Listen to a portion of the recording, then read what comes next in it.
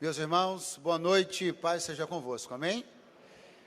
Bom estarmos juntos mais uma vez, perdão pelo atraso, eu estava em Cristo, digo a verdade, não minto. Estava com o horário de 18h30 muito fixo na minha cabeça, e aí, já quase perto de sair de casa, de me aprontar, começar a me aprontar, eu fui olhar no Instagram da igreja, e aí não tinha, olhei no Instagram do pastor primeiro, e aí só tinha uma referência ao domingo passado, e aí estava lá 18 horas. E é aquela hora que você sente um pânico na sua alma, né? E aí, ainda bem que eu estava bem pertinho, estou bem pertinho de vocês, e aí a gente conseguiu ainda não se atrasar tanto. Mas, enfim, obrigado pela oportunidade mais uma vez, pastor Silas, pastor Marcos Leite, demais queridos pastores obreiros desta igreja, que desde o estacionamento até aqui a gente vem sendo recebido com muito carinho, com muita gentileza, né, da parte dos irmãos, o que faz com que o ambiente torne-se muito agradável e definitivamente eu não me sinta visitante nessa igreja, mas de verdade um obreiro da casa que está aqui para prestar o serviço, né? E a coisa que se alguma coisa eu sei fazer um pouquinho, talvez seja isso, ministrar a palavra. Então, servir a igreja com a ministração da palavra é o que posso fazer e o que desejo fazer de coração esta noite. Para isso, meus irmãos, queria que você abrisse a sua Bíblia comigo, no Evangelho de Jesus,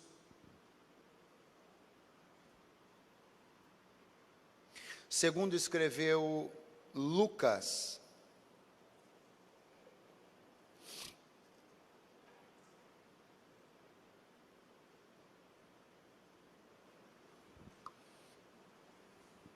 Glória a Deus. Capítulo de número 22.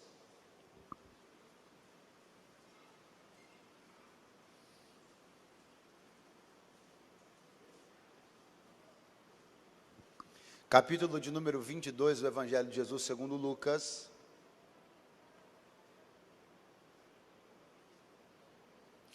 Versículo 33. 33. Diga 33. Piadinha infame, né? Está escrito assim: e ele lhe disse: Senhor, estou pronto a ir contigo até a prisão e a morte.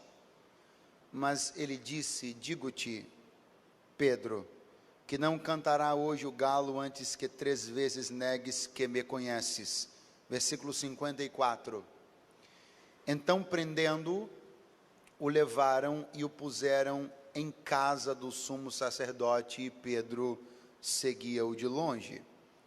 E havendo-se acendido fogo no meio do pátio, estavam todos sentados, e Pedro tomou lugar entre eles. Versículo de número 60. E Pedro disse: homem, não sei o que dizes. E logo estando ele ainda a falar, cantou o galo. E virando-se o Senhor, olhou para Pedro, e Pedro lembrou-se da palavra do Senhor, como lhe havia dito: antes que o galo cante hoje, me negarás 3 vezes. E saindo Pedro para fora, chorou amargamente. Você pode dizer amém?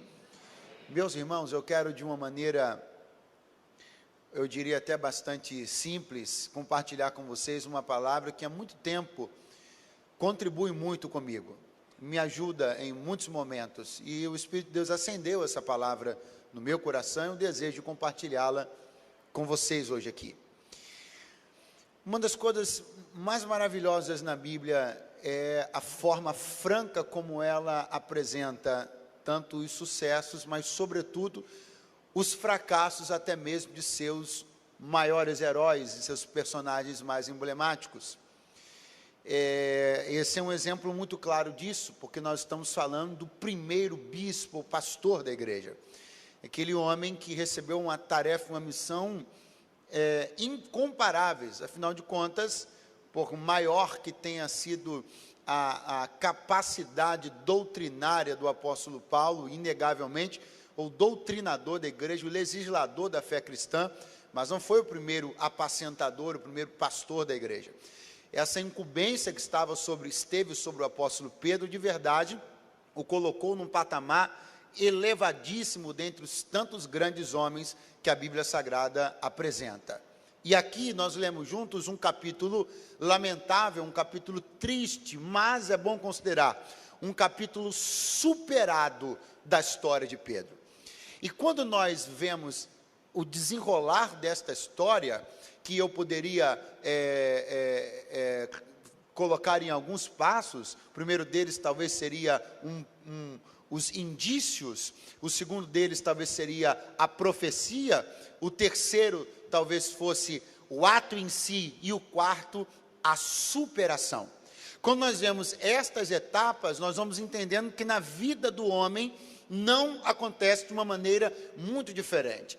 Em relação às nossas falhas ou nossas quedas morais ou espirituais, nossos deslizes, nossos erros de conduta, nossos desvios momentâneos de um caminho ou de uma direção de Deus para a nossa vida, sempre acontece exatamente assim. Os indícios, o anúncio de Deus, o alerta de Deus, o momento onde efetivamente se nos enquadramos e nos encontramos em alguma situação dessa natureza, e a superação, porque a Bíblia Sagrada apresenta o fracasso dos seus heróis, e a Bíblia Sagrada apresenta a superação de homens que não se deixaram vencer por suas próprias fraquezas, mas que encontraram na ajuda do Espírito força para superar seus piores medos, seus fracassos mais baixos e redirecionarem-se na busca de voltar a ser tudo aquilo que o Senhor determinou que eles seriam. E eu quero profetizar para a vida de alguém esta noite aqui. Alguma coisa pode ter dado errado no percurso da sua vida, mas o Deus que faz homens superarem suas fraquezas é o Deus desta igreja, é o Deus desta casa, e está aqui esta noite de domingo. Aleluia!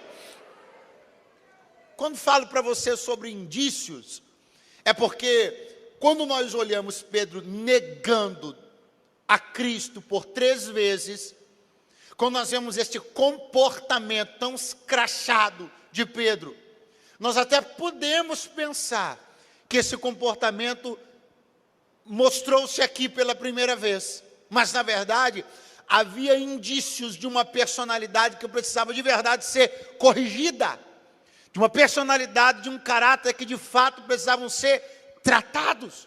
E eu quero destacar apenas 3 indícios que Pedro já vinha dando de uma personalidade, de um caráter que precisava ser tratado. Repare isso.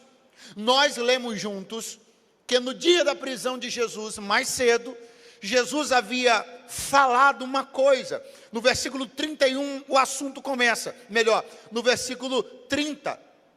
Quando Jesus está falando, no 31, quando Jesus está falando: Simão, Simão, eis que Satanás vos pediu para vos tirar andar como trigo, mas eu roguei por ti, para que a tua fé não desfaleça, e tu, quando te converteres, confirma teus irmãos.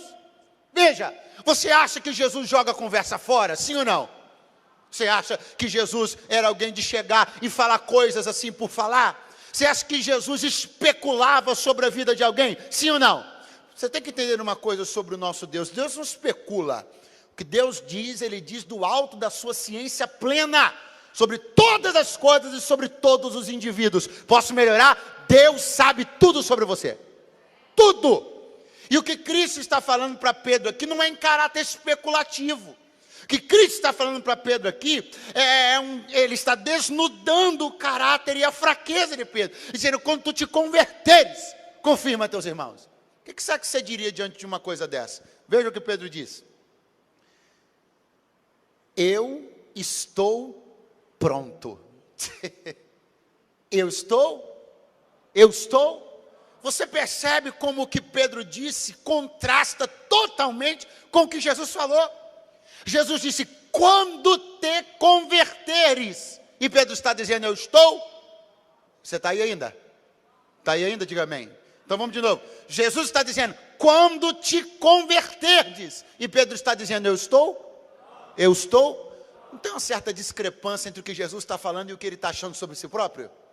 Não tem uma discrepância muito grande entre o que Jesus está falando, o que ele é, e o nível que Jesus está falando, o que ele está, e o nível que ele acha que está? Escute, vou dizer uma coisa que você já ouviu. Todo extremo é perigoso. Quem já ouviu isso aqui? Todo extremo é perigoso. A coisa boa é ser equilibrada. E por que eu estou falando de extremos para falar sobre isso aqui? Porque no extremo da estima sobre si próprio, o homem acha que não pode nada, que não tem nada, que não faz nada, que não é nada. Isso não é bom. Mas no outro extremo da estima sobre si próprio, o homem acha que está pronto, que pode, que tem e que é. Você quer ser saudável, fique no meio. Não ache que você não pode, não tem, não é ou não faz. Não! Bem como também não ache que você pode, é ou faz. Você precisa entender, Satanás é um ser tão ardiloso que ele sempre sabe uma maneira de se colocar, de se comportar e de atrapalhar a vida do homem. Quando o homem não está em lugar nenhum, aí Satanás diz, você não pode, você não tem, você não é. Quando o homem começa a se mover, aí Satanás diz, você pode, você é o cara, vai com tudo.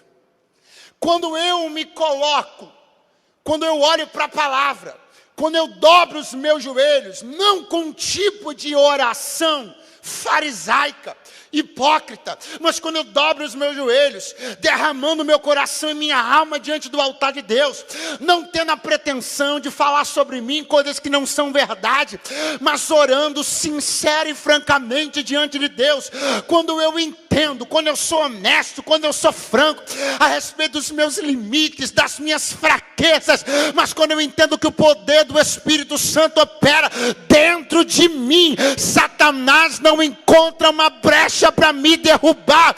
Eu não sou um indivíduo que o tempo inteiro lamuria sobre si próprio, mas também não visto a capa do super-herói. Eu estou no meio e quem me sustenta é a presença que está dentro de mim. Eu estou pronto. Olha, Pedro, eu estou pronto a ir contigo até a prisão e a morte. Ele pensa que está pronto e pensa que é capaz de chegar num lugar cuja hostilidade e dificuldade ele ainda não conhece. Eu estou pronto a ir contigo até a prisão e a morte. Veja, muito interessante, porque quando Jesus estava na via Crucis, a Bíblia diz que constrangem um homem chamado Simão, um sirineu, um estrangeiro, a levar a cruz de Jesus. Você está me ouvindo? Diga amém. Como é que era o nome do homem que foi constrangido a levar a cruz de Jesus? Como era o nome dele? Mas quem foi que disse que estava pronto a ir até a cruz? Simão Pedro. Então você está entendendo que Simão Sirineu fez o que Simão Pedro prometeu que iria fazer e não fez? Só foi necessário constranger um homem a fazer isso porque alguém faltou com a promessa que fez. E sabe por que nós faltamos com tantas promessas? Porque uma certa dose muito exagerada de autoconfiança às vezes atrapalha gente que podia chegar longe, mas não chega porque pensa que pode demais ou que é demais. Esta noite, no nome de Jesus, eu sou o primeiro a levantar as minhas duas mãos e dizer: Espírito Santo, sem ti eu não posso, sem tua presença eu não tenho, sem tua graça eu não consigo, sem tua unção eu não sou nada. Tem alguém para me acompanhar nessa oração?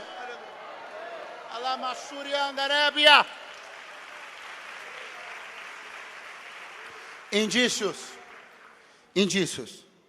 Jesus olha para os 12 e fala assim: ainda hoje, todos vocês, peraí, todos vocês, Jesus citou o nome de alguém? Falou o nome de alguém especificamente? Todos vocês se escandalizarão em mim. O que Jesus estava falando? No momento da sua prisão, eles iriam se comportar de uma determinada maneira, haveria uma dispersão, fato que comprovou-se quando Jesus é preso no jardim de Getsêmani. Agora repare isso aqui, porque Jesus está dizendo assim: todos vocês vão agir assim. A Bíblia diz que Pedro interpela Jesus e diz: eu não. Se o senhor estiver falando sobre eles, aí sobre eles eu não posso falar nada, mas uma coisa eu garanto para o senhor, não vou fazer isso não. Irmão, eu tenho uma preocupação tão grande com isso. Porque Jesus não citou ninguém nominalmente. Você está entendendo o que eu estou dizendo? Jesus nivelou todos eles a um tipo de atitude, mas Pedro achou que não era justo ser nivelado. Pedro achou que era muito forte para ser nivelado. Pedro achou que o seu comportamento não podia ser assemelhado ao dos outros, e nem o dos outros assemelhado a ele. Ele está dando um indício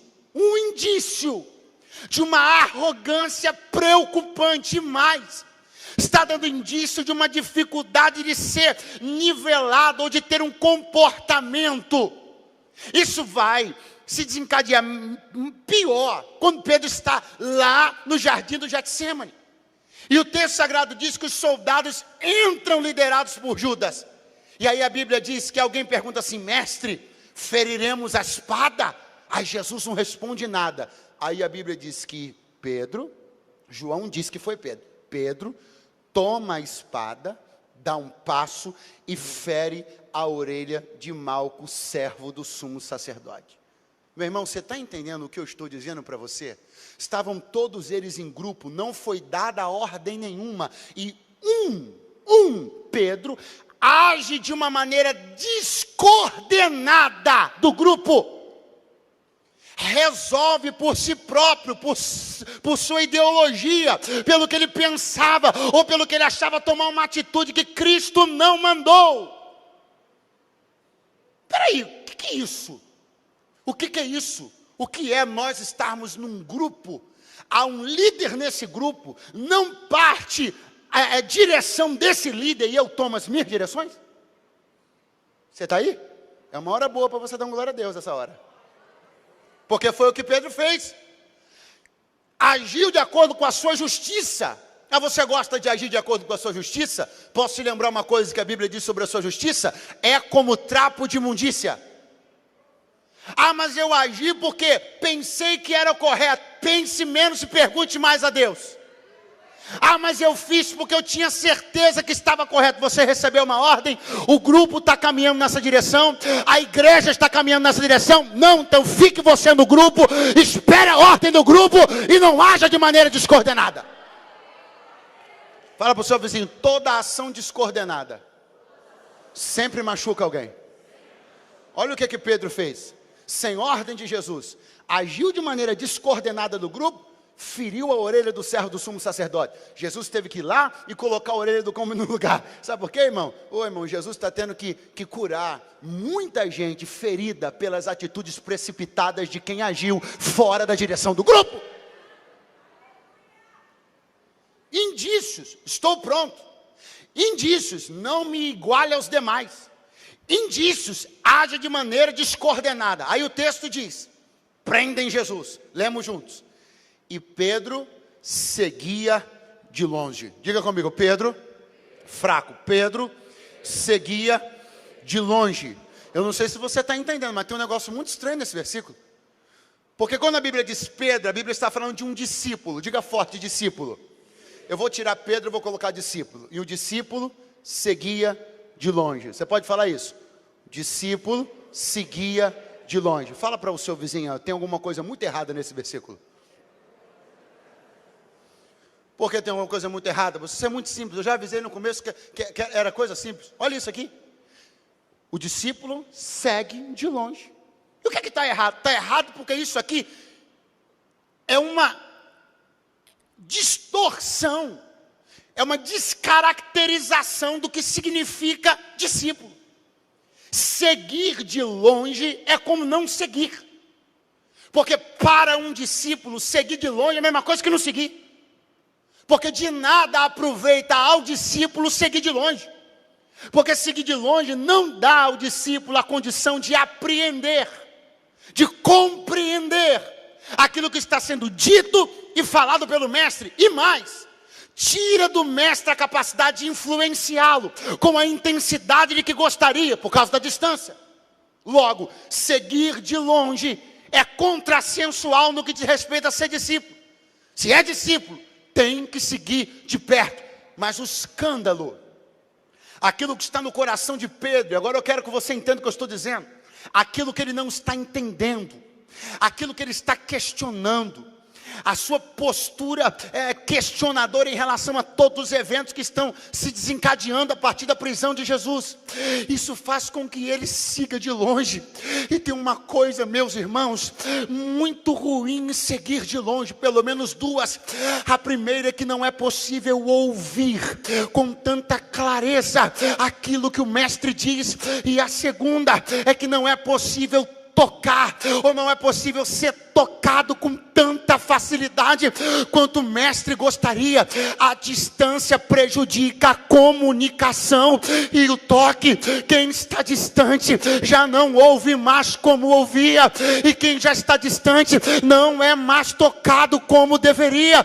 Nós entramos numa reunião como essa e às vezes a gente pensa: eu acho que hoje o Espírito Santo não quer me tocar, eu não estou sentindo nada, olha, eu não estou conseguindo sentir, eu acho que hoje o Espírito Santo não quer me tocar. Eu quero que você entenda uma coisa: as mãos do Senhor sempre estiveram e estarão no mesmo lugar.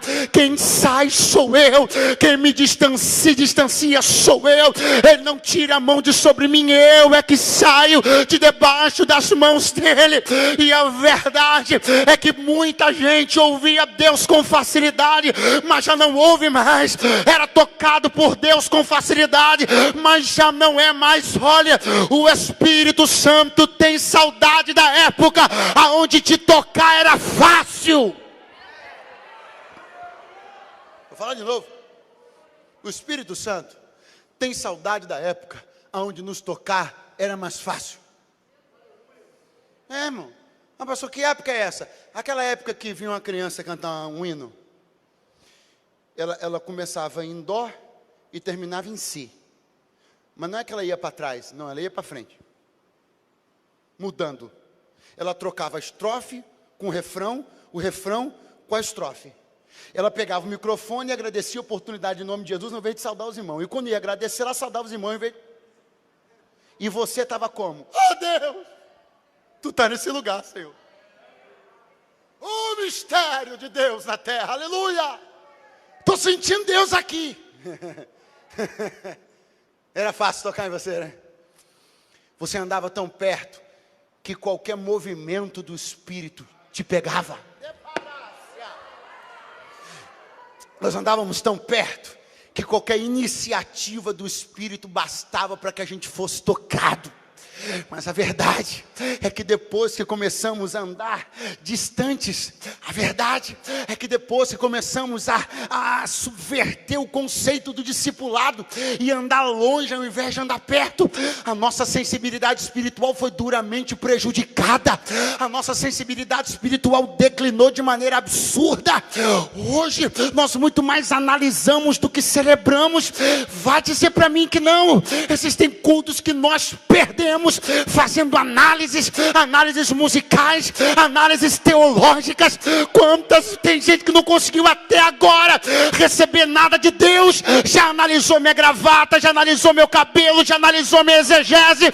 Deus tem saudade do tempo que você analisava menos e sentia mais. É para cantar a macheia. Pegue na mãozinha de alguém que está do seu lado, porque você está andando perto, eu sei, eu estou sentindo, você está sentindo a presença dele aqui também. Então pegue a mãozinha de alguém que está do seu lado, aí dá uma boa chacoalhada, uma boa balançada nele, e diga: esse culto não vai terminar antes que você volte a andar tão perto como já andou, antes que um simples sussurro da voz do Espírito já seja ouvida por você.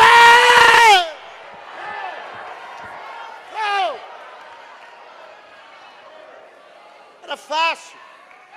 Quando a gente anda perto, é fácil Deus falar com a gente. Você está pertinho de alguém, você está andando com alguém, você fala e ele ouve. Você precisa gritar? Agora, se essa pessoa estiver longe, para que ela te ouça, você precisa, permita-me usar essa metáfora, existem pessoas que o Espírito Santo está tendo que gritar. E por que o Espírito Santo tem que gritar? Porque você está andando longe. Oh, mas como eram bons os tempos onde nós atendíamos aos sussurros dos seus comandos e da sua voz.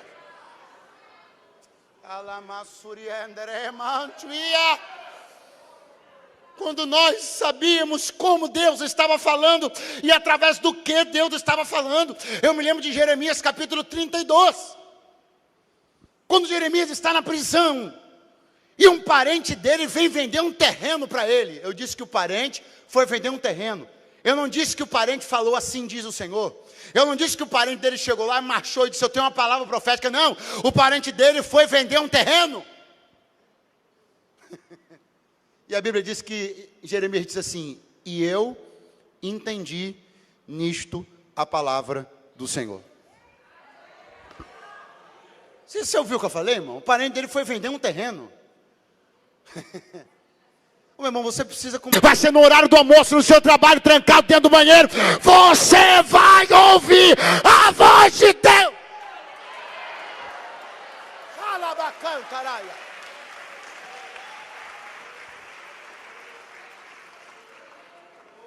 E Pedro seguia de longe. E de longe como seguia? De longe ele vê Jesus entrar na casa do sumo sacerdote. Não era para ser assim. O julgamento não era para acontecer ali. O Sinédrio não estava funcionando a essas horas. Então eles vão fazer um julgamento arranjado, arbitrário, improvisado, na casa do sumo sacerdote. E Pedro está seguindo de longe, ele vê Jesus entrar, olhe. E aí ele vai chegando e entra no pátio. E eu quero que você entenda, ou pelo menos que você tente entender o que está se passando na cabeça e no coração desse homem. Ei, não precisa levantar a mão não, mas eu te pergunto, será que tem alguém aqui que alguma vez já sentiu como se tivesse perdido tudo? Como se todas as bases e os alicerces da sua vida fossem removidos numa pancada só? Será que alguém aqui alguma vez já sentiu como se o mundo estivesse desmoronando em cima da sua cabeça? Sabe o que é você um dia ter segurança, no outro dia estar inseguro quanto a tudo? É sobre isso que eu estou falando. Porque tem uns 3 anos e pouco que esse homem estava pescando. E Jesus, passando pelo mar da Galileia, chamou ele para o ministério. Entrou na casa da sogra dele, curou a sogra dele. Mexeu com a vida dele toda, disse assim, venha após mim, eu estou desempregando você. Fecha o negócio, você vai trabalhar comigo agora. Vai ser pescador de homens. Fora do convívio social. Desarticulado socialmente. 3 anos e meio mergulhado. 3 anos e meio envolvido com aquilo. É um projeto, vai dar certo. Eu estou vendo. Cegos veem, surdos ouvem, paralíticos andam. Tem multidão que vai para o deserto para ouvir esse camarada pregar. Não tem como dar errado. Mas de repente, esse profeta, esse mestre, começa com umas conversas esquisitas. Importa que eu vá a Jerusalém e que seja entregue nas mãos dos principais dos sacerdotes. Ô Senhor, tu não tem pena de ti mesmo? Satanás, para trás de mim.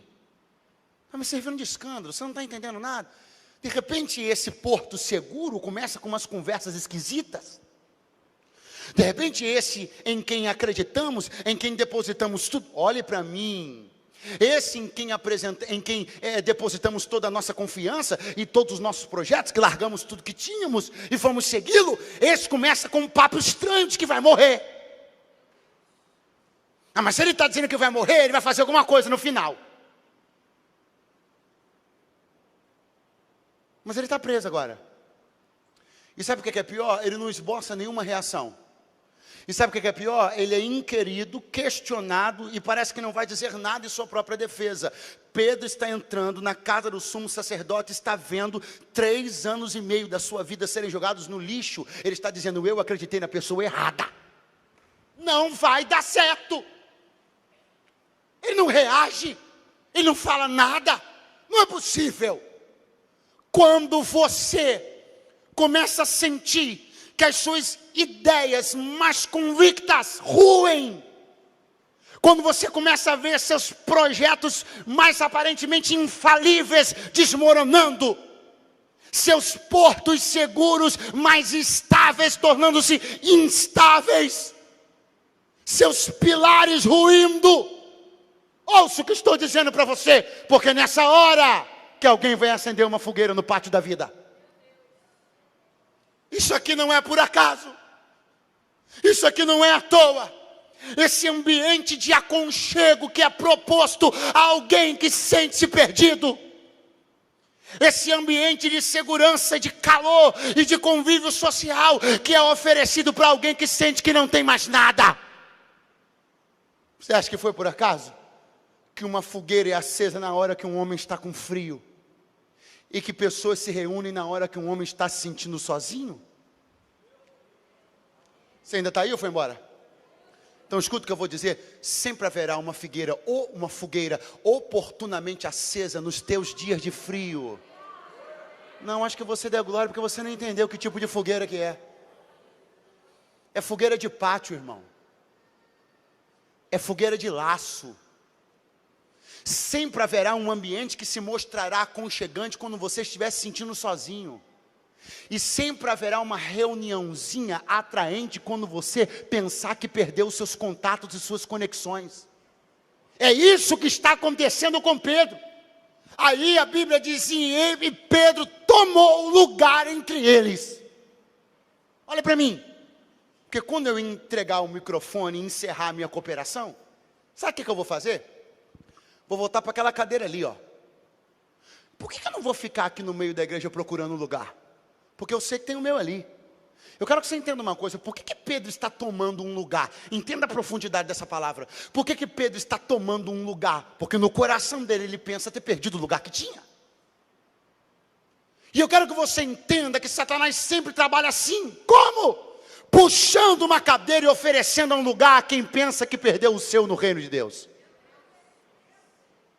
É por isso que tem muitos obreiros sentados na fogueira do maligno.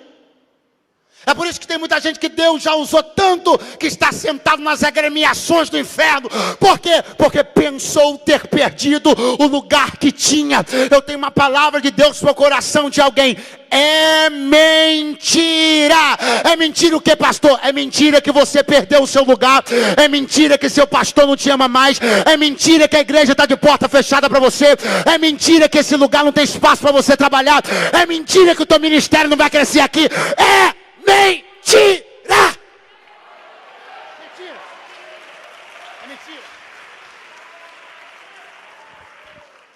É mentira! É mentira, e eu vou te dizer quem foi que inventou essa mentira. O mesmo que acendeu a fogueira. O mesmo que afofou uma cadeira para você sentar. O mesmo que preparou um novo lugar em substituição àquele que você pensa que perdeu. Só que você quer uma notícia? Quer uma notícia? Esse lugar que você pensa que eu vim da minha casa aqui jogar a conversa fora? Eu vim aqui ser um profeta de Deus. Esse lugar que você pensa que vai assumir, e esse lugar que você pensa que é de honra, é fogueira, é laço e é morte. Essa cadeira que puxaram para você, se valendo das suas frustrações, se valendo da sua sensibilidade de um momento de dor. Esse lugar que te ofereceram é um laço, assim diz o Senhor. Não pense você que Satanás tem escrúpulo, não tem. Não pense que ele tem ética, não tem. Não tem escrúpulo, não tem ética, não tem moral, não tem nada. Não tem nada. É um ser abominável, desprezível e maligno que se vale de explorar a dor e a sensibilidade humana. Você não tem? É essa hora que ele vai chegar.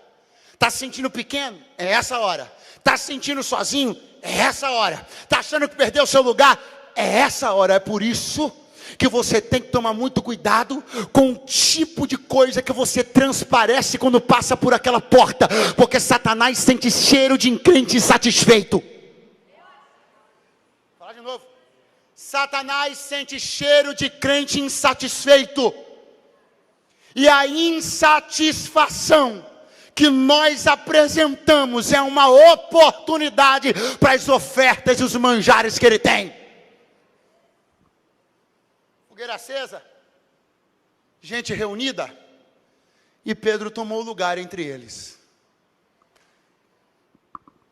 Quando toma lugar entre eles, acreditando que o projeto estava arruinado, acreditando que perdeu tempo e relacionamento, buscando se aquecer, buscando se relacionar. Quando ele toma um lugar, alguém olha para ele e diz assim: você é um deles. Irmão, 3 pessoas deram glória, mas isso acontece toda hora. Toda hora. Tem alguém puxando a cadeirinha da fogueira e alguém olhando e dizendo: você não devia estar aqui. Eu não sou não. Ah, não. Só que o texto diz que, isso aqui eu amo, irmão. O texto diz que Pedro sentou-se próximo do fogo. E eu estou entendendo por que ele está sendo reconhecido. Porque a luminosidade do fogo da fogueira mostrou o rosto dele. Ele não foi reconhecido por roupa, porque os homens usavam roupas praticamente iguais, cores eram únicas, as sandálias eram todas iguais, os homens tinham um perfil de cabelo, de barba praticamente igual.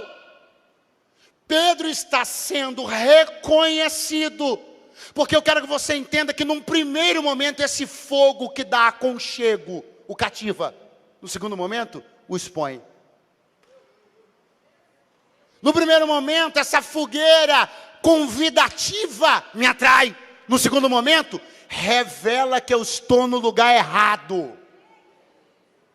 Passou um tempinho e veio o segundo.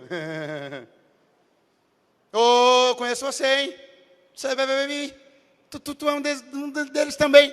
Eu não.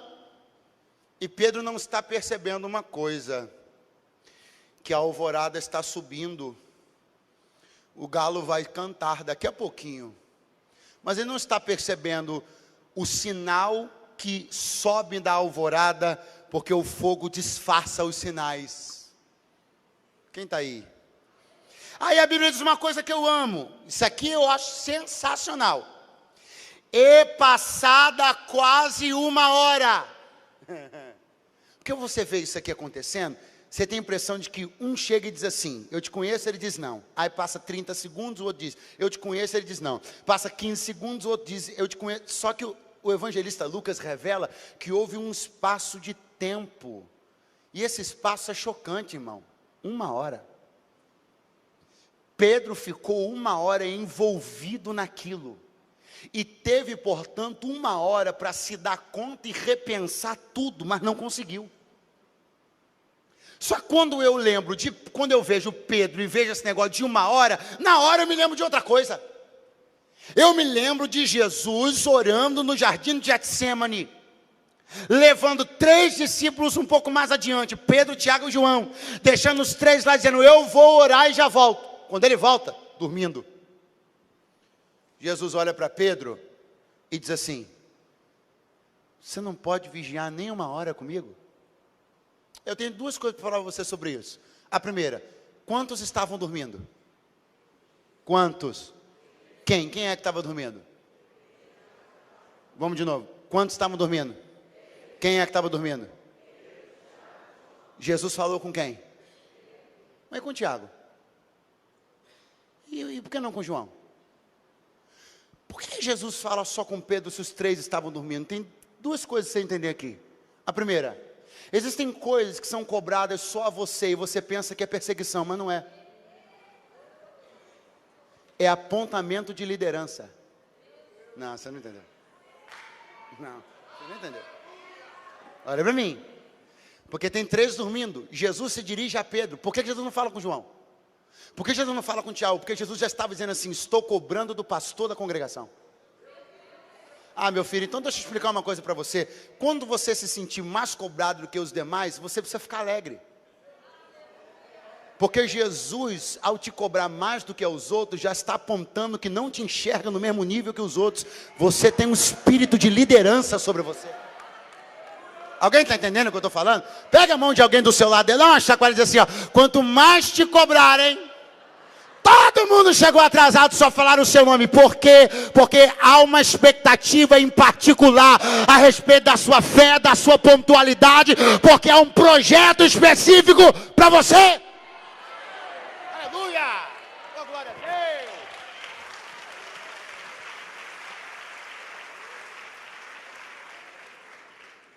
Mas eu percebo que Jesus também quer criar uma memória. Porque, olha para mim, irmão. Tem coisas que Deus faz para desenvolver, para criar memórias. Essas memórias não serão úteis lá na frente. Jesus olha para Pedro e diz assim, tu não podes vigiar comigo nem 1 hora. Por que Jesus, irmão, está sendo tão específico em usar um número, dizendo 1 hora? Porque Jesus sabia que este tempo, 1 hora, seria utilizado por Pedro na fogueira, envolvido com aquilo que não deveria. Então Jesus quer dar a Pedro noção de tempo e noção de designação de tempo. Melhora, pastor. Agora, Jesus está dizendo assim, ó, grava isso. Você não consegue vigiar 1 hora. Olha você, envolvido 1 hora com o que não deve. Grava isso. Você não consegue orar 1 hora. Vem aqui, vem aqui, vem aqui. Olha você fuxicando 1 hora na fogueira. Não, volta aqui. Você não consegue ficar em espírito 1 hora. Vem cá. Olha você assistindo 6 capítulos, um atrás do outro, de uma série de 45 minutos cada. Não vai embora não, fique aí.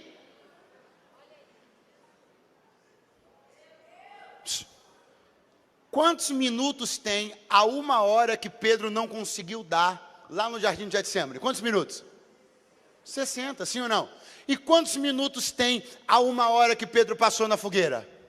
Você entende que o tempo não é variável. 1 hora vai ter 60 minutos, seja no Getsêmani, seja na fogueira. A questão não é o tempo, é o que você faz com ele. E nisto, ô meu irmão, se eu pudesse botar um espelho, eu botava aqui agora, para vocês não pensar que eu vim aqui pregar primeiro para mim. E nisto se demonstram as nossas prioridades. E nisto se demonstra a nossa devoção. E nisto se demonstra o nosso zelo. E nisto se demonstra o nosso amor à palavra, no uso do nosso tempo. Dá para dar um glória aí? Já começo a encerrar. O terceiro olha e diz: passada 1 hora, tu és um deles. Pedro nega pela 3ª vez e o galo canta. Irmão, pensa naquela hora que parece que o teto do mundo está desabando na sua cabeça. Pedro se dá conta, mas tem uma coisa que está escrita aqui, não perca isso não. Detalhe glorioso. E virando-se, o Senhor olhou para Pedro. E Pedro lembrou-se da palavra do Senhor, como lhe havia dito: antes que o galo cante hoje, me negarás 3 vezes. Veja o que está escrito no versículo 60. E logo estando ele ainda a falar, cantou o galo. Veja o que está no versículo 61. E virando-se o Senhor, olhou para ele. E Pedro lembrou-se da palavra do Senhor. Então eu lhe pergunto: o que fez Pedro cair em si? O canto do galo ou o olhar do Senhor? O olhar do Senhor. Pastor, não entendi. Não. Pedro estava tão envolvido naquele contexto, naquela situação, que nem com canto de galo ele teria percebido o que estava acontecendo.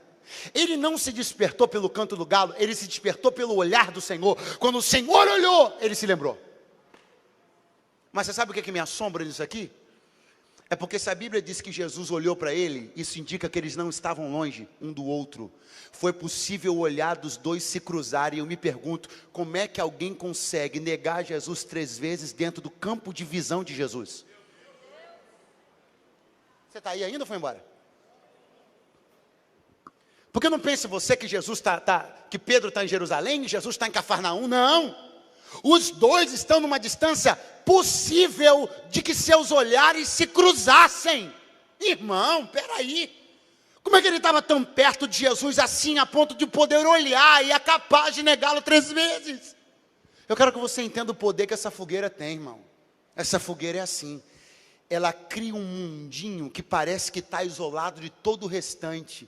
E ela faz você pensar que tudo que é feito ali, fica ali, mas não fica não.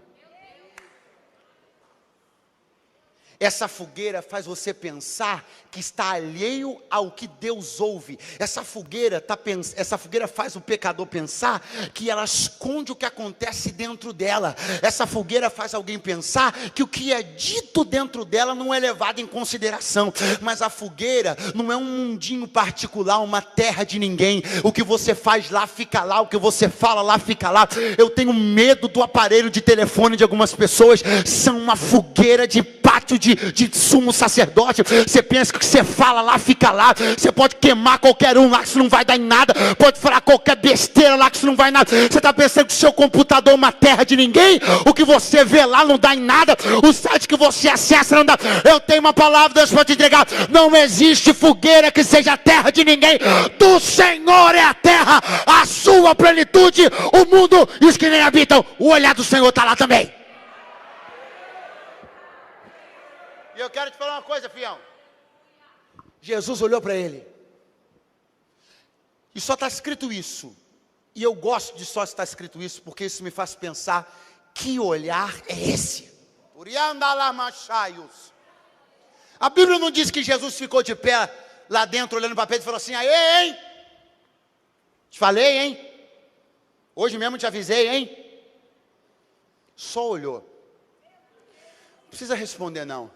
Você já esteve diante de alguém que você decepcionou profundamente e esse alguém não disse nada, só olhou no seu olho? Ah, então você sabe do que eu estou falando. Existem momentos que o nível de decepção, aí você vai dizer: ah, pastor, não foi decepção, porque Jesus já sabia, Jesus não se decepciona. Me permita usar essa expressão para você entender. Se momentos que o olhar desapontado de alguém é duro, mas é necessário. Eu quero que você entenda uma coisa: Deus não esconderá de você os descontentamentos dele em relação a seus comportamentos na fogueira. A misericórdia de Deus é uma coisa, mas Ele não omitirá de você os seus sentimentos.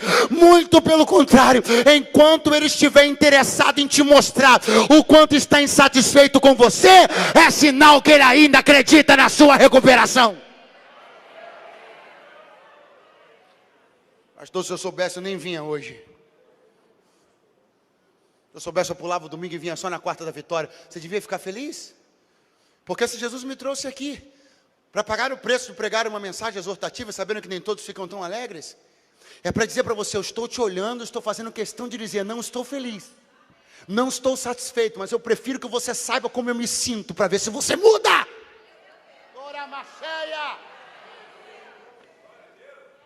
Olha para alguém do seu lado e diga assim: se interesse um pouquinho mais em saber como Deus se sente ao seu respeito.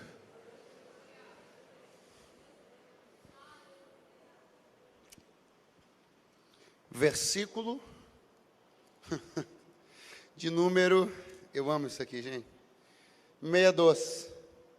E Pedro, saindo dali,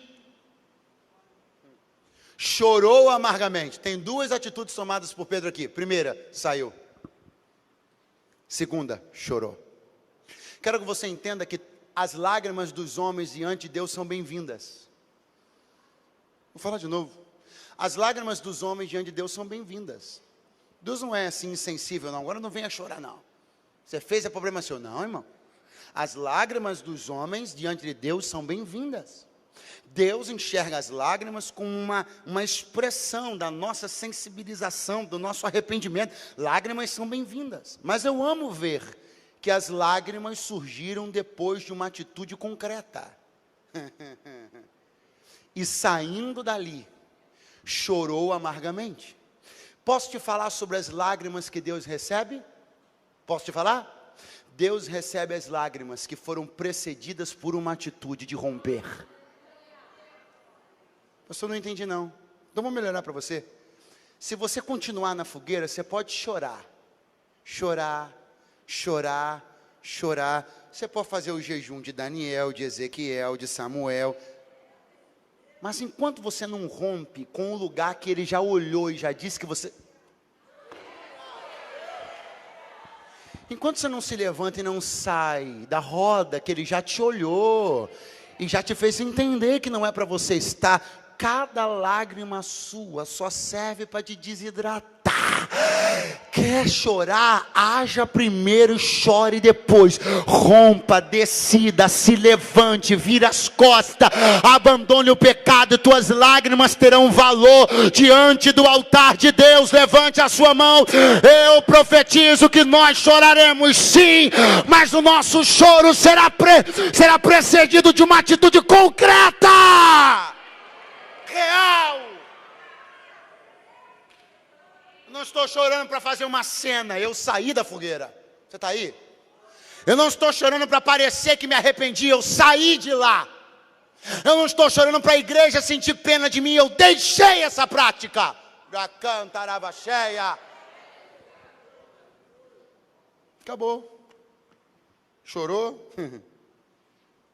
E tem um interregno angustiante na Bíblia, desse momento até um momento de um novo encontro.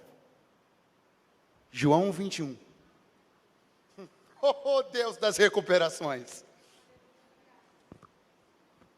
Jesus já estava ressuscitado. E uns 7 ou 8 discípulos resolveram ir no mar da Galileia para pescar. Pergunta assim para mim, apanharam o quê? Nada. Mas eu gosto desse nada. Porque, compreenda, Jesus vai aparecer na beira da praia e vai perguntar assim para eles. Jesus já estava ressuscitado. Vocês têm o que comer? Aí Pedro olha para João, João olha para Pedro.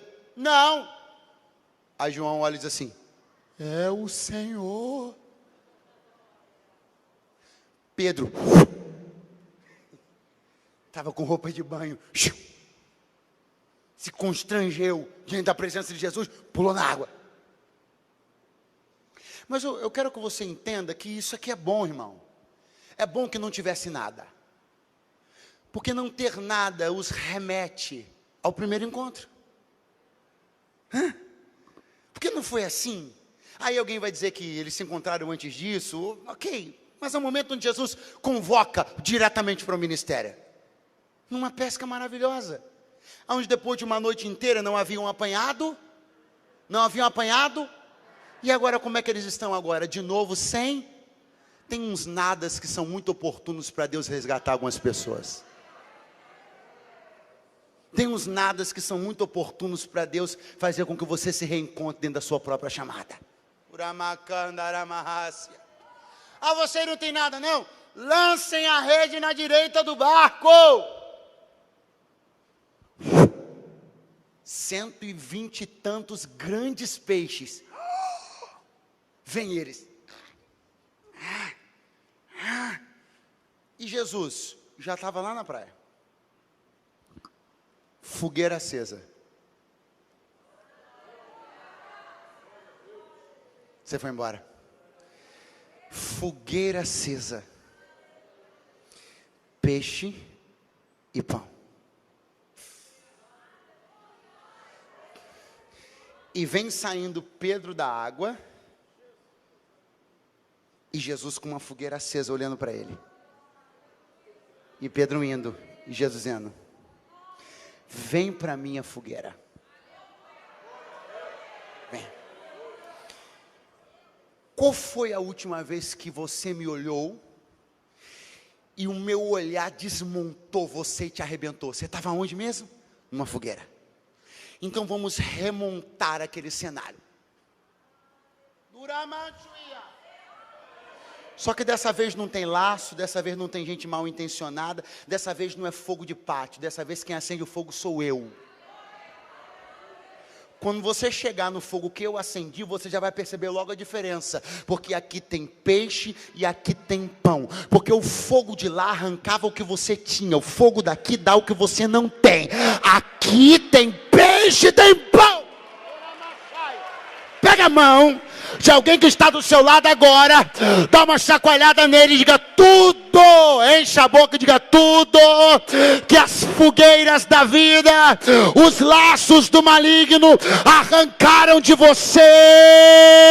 O fogo que Deus acendeu essa noite vai te devolver. E quem acredita se expressa com glória.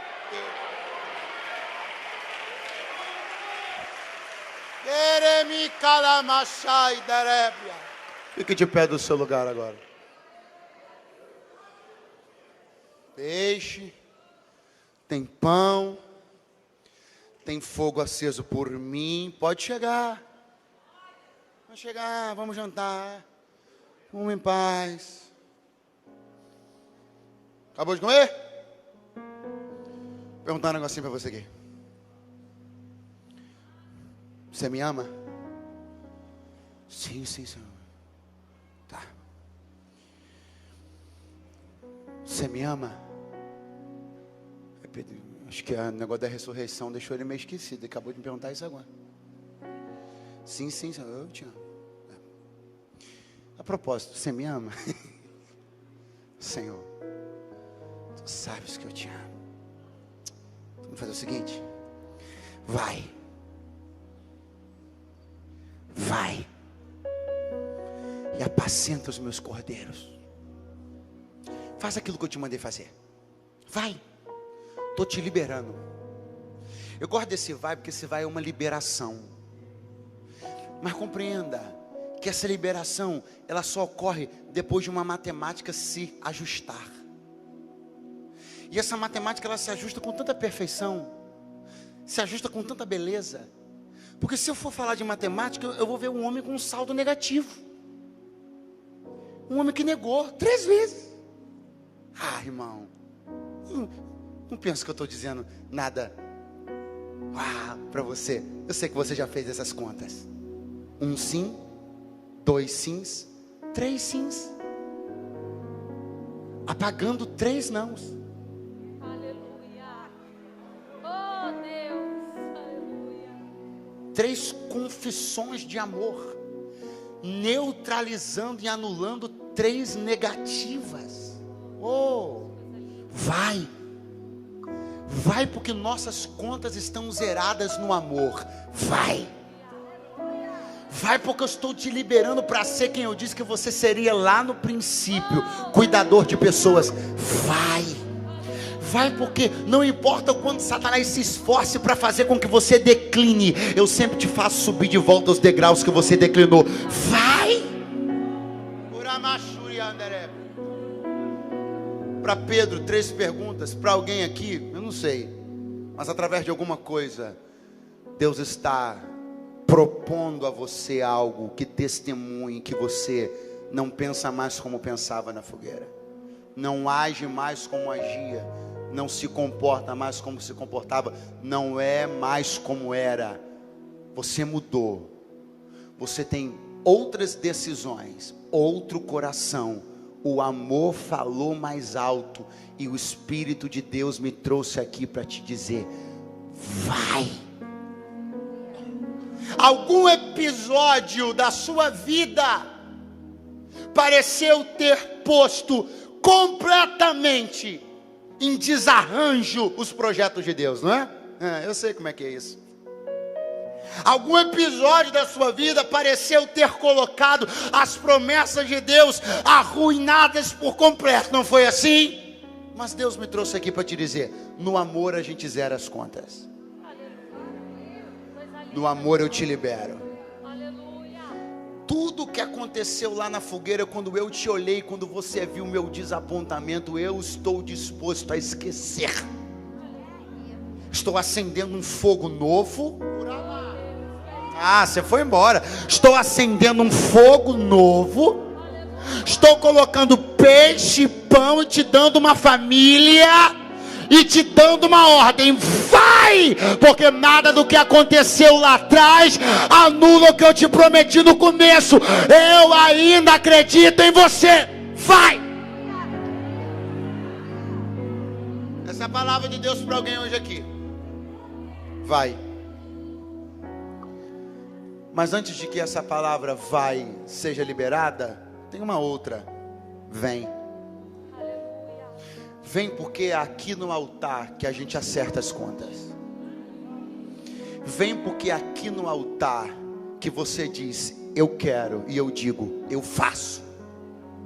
É aqui no altar que você diz: não quero mais essa vida, e eu digo: vou mudá-la.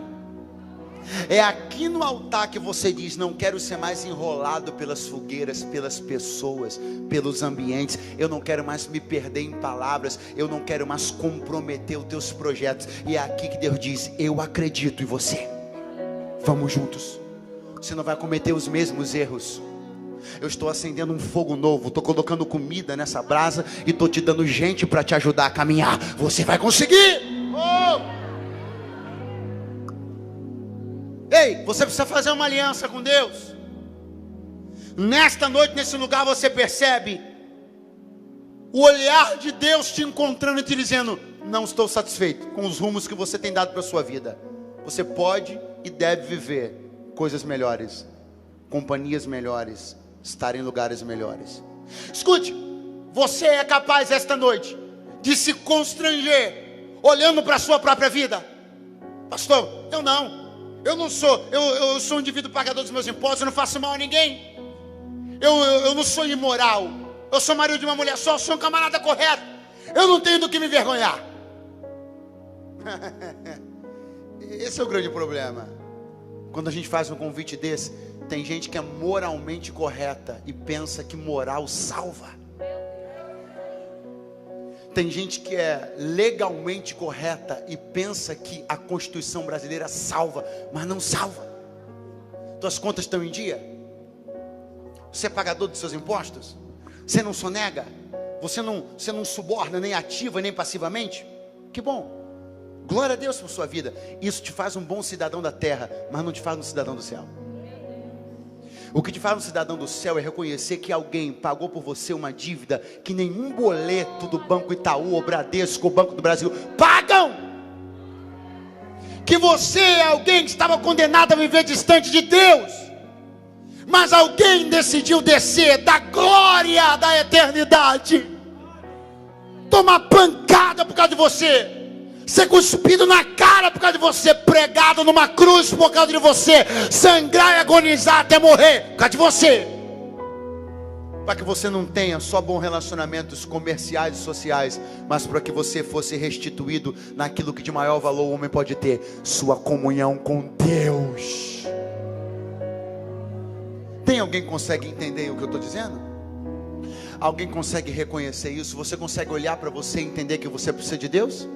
Que você precisa reconhecer o sacrifício de Cristo no Calvário? Algo em você te constrange, ainda que não seja moral ou legal, mas você percebe que você é alguém que necessita de Deus. Faça uma aliança com Deus hoje, por intermédio de Cristo Jesus. Pastor, como é que eu faço isso? Começa com você decidindo no teu coração. Aí a decisão que está no teu coração, você demonstra ela levantando uma mãozinha assim. E eu daqui vou poder enxergar você no meio dessa multidão, e nós vamos orar por você, oh Deus. E será linda a festa que essa igreja fará por sua causa. Onde está uma vida que deseja se entregar a Cristo esta noite? Ou onde é que está você? Levante a sua mão. Se você está na galeria, se você está lá no fundo, eu estou vendo alguém de mão erguida lá atrás. Deus seja louvado pela sua vida. Será que o Senhor poderia vir aqui para que a gente pudesse orar por você e conhecer melhor? A primeira pessoa já está caminhando, você já está aplaudindo, está glorificando, aleluia. Mas eu estou falando com mais alguém. Pois tudo vem de ti, e tudo está em ti. Tudo pode passar. Tudo pode passar. As promessas de Deus ainda estão de pé. Teu amor jamais. Levante a sua mão e venha caminhando para fazer uma aliança com Deus. Você que está afastado da igreja, sempre há de existir. você que foi lesado pela fogueira, você que se envolveu em alguma coisa que tirou você do propósito de Deus, volta para casa, volta para os braços do Pai. Onde está uma vida que quer se reconciliar com Deus essa noite? Onde está uma moça, um senhor, uma senhora, alguém que quer voltar para Jesus hoje? Alguém que quer agarrar essa palavra e dizer: pastor, eu acredito que o que Deus me prometeu lá no começo ainda está de pé. Nada do que eu tenha feito vai apagar a promessa que Deus me fez. Eu vou retomar a caminhada. Faça isso hoje. Tem um fogo aceso por Deus aqui. Tem peixe, tem pão, tem família, tem ajuda, tem apoio. Você não vai caminhar sozinho. Volta para Jesus hoje. Onde está uma pessoa para voltar para Cristo essa noite? Alguém para se lançar nos braços do Pai e dizer: eu cansei de sentir saudades. Eu quero matar as saudades com meu Deus e com a igreja. Eu estou voltando para casa. Aonde está alguém que quer voltar para Jesus esta noite? Esse convite é para você. Não ande mais distante. Volte a caminhar perto como você já caminhou um dia. Se renda. Se renda. Se renda. Você escolhe. Ou você se rende ou continua sendo subtraído pelas fogueiras. Ou você se rende ou continua perdendo tanto quanto você tem perdido. Eu vou devolver a palavra ao pastor. Enquanto ele está se encaminhando, você ainda tem alguns segundos valiosíssimos. Caso você queira se juntar a esse querido que está aqui na frente, caso você queira voltar para a casa do Pai, você ainda tem alguns segundos valiosos. Deus abençoe a sua vida.